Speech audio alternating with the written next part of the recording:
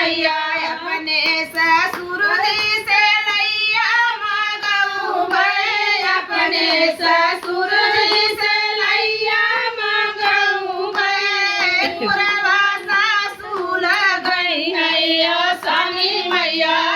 पुरवा सासू लगई है सानी मैया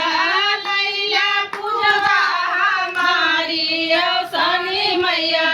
लैला पूजा हमारी सानी मैया अपने जेठ जी से पल्ला मांगऊ मैं अपने जेठ जी से पल्ला मांगऊ मैं कलसा जेठानी धरई गई सानी मैया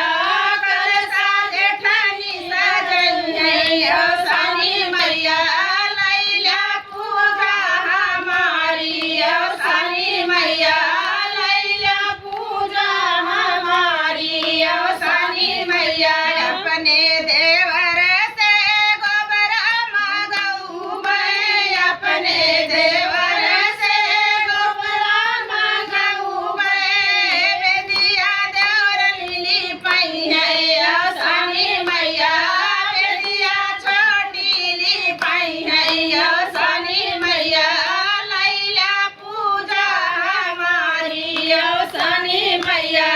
लैला पूजा हमारी सानी मैया ढिल पिया गौरी लड़कन से मांगऊ मैं ढिल पिया गौरी बेटा बेटी से मांगऊ मैं सधुरा बहु हरि नहीं कही है सानी मैया सधुरा बहु हरि कही है सानी मैया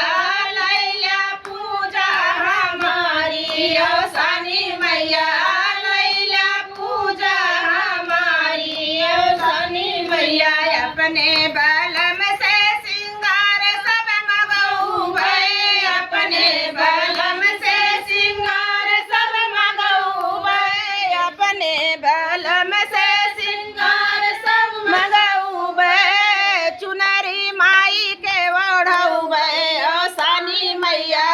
चुनरी माई के ओढ़ऊ भई सानी मैया लैला पूजा हमारी सानी मैया लैला पूजा हमारी सानी मैया बोला सान मैया की जय बोला गौरी गणेश की जय बोला सास सुहागिनी की जय।